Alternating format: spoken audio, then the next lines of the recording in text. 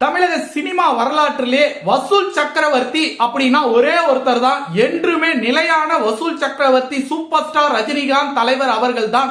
அதுல மாற்று கருத்தே இல்ல. 500 கோடி 3 படங்கள் 500 கோடிக்கு மேல கிராஸ் ஆன படங்கள் பாத்தீங்கன்னா 2.0, ஜெயிலர், இன்னைக்கு கூலி 500 கோடி கிராஸ் ஆயிருச்சு. ஆனா அதாவது ப்ரொடக்ஷன் சைட்ல இருந்து அலௌன்ஸ்மெண்ட் வந்திருக்கு. ஆனா அது 500+ தாண்டி எப்போ போயிட்டு இருக்கு. அவங்க பாத்தீங்கன்னா இந்த ஐடி பிரச்சனை அது இதெல்லாம் இருக்கு. அதனால 500 கோடி நீ அலௌன்ஸ் பண்ணி இப்பதான் வந்திருக்கு. 500 கோடியை தன்வசம் வச்சிருக்கிறவர் பாத்தீங்கன்னா சூப்பர் ஸ்டார் ரஜினிகாந்த். பல பேரு கேரியர் உச்சங்கிறாங்க. கேரியர்ல உச்சம்லாம் இல்லைங்க, மிச்சம் தாங்க. அது நம்ம போட்ட மிச்சம், நம்ம தெரியாம பண்ண மிச்சம் தான் அது. தலைவர் பல இடங்கள்ல தெரியாம பண்ண மிச்சத்துல இதுவும் ஒண்ணுங்க.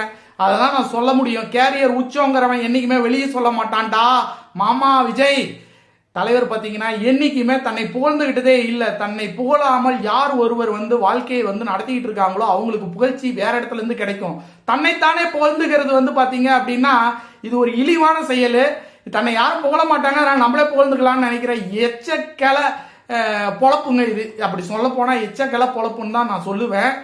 இன்னைக்கு தமிழ் சினிமால என்னைக்குமே தமிழ் சினிமால நிரந்தர சூப்பர் ஸ்டார்னா ஒரே ஒருத்தர் தான். என்றுமே சூப்பர் ஸ்டார் ரஜினிகாந்த் தலைவர் அவர்கள் தான். அவர்களை இனி ஒருத்தன் பிறந்து கூட அவரோட ரெக்கார்டை முறியடிக்கவே முடியாது. என்னப்பா ரெக்கார்டு? 74 வயசு 75 தொட போறாரு. இன்னைக்கும் ஹீரோவா நடிக்கிறாரு. சில்வர் ஜூப்ளி படத்தை கொடுக்குறாரு. 500 கோடிக்கு மேல கலெக்ஷன் கொடுக்குறாரு. நினைச்சு பாரு, 75 வயசுல எவனாவது ஹீரோவா நடிக்க முடியுமா? இனிமே பிறந்து நடக்கவே நடக்காது. அவரு தான் ரெக்கார்டு. அவருடைய ரெக்கார்டு அவரு தான் முறியடிப்பாரு. இன்னும் என்றும் என்றும் என்றுமே நிரந்தர சூப்பர் ஸ்டார் தலைவர் தான். தலைவர் வாழ்க, தலைவர் வாழ்க, தலைவர் வாழ்க.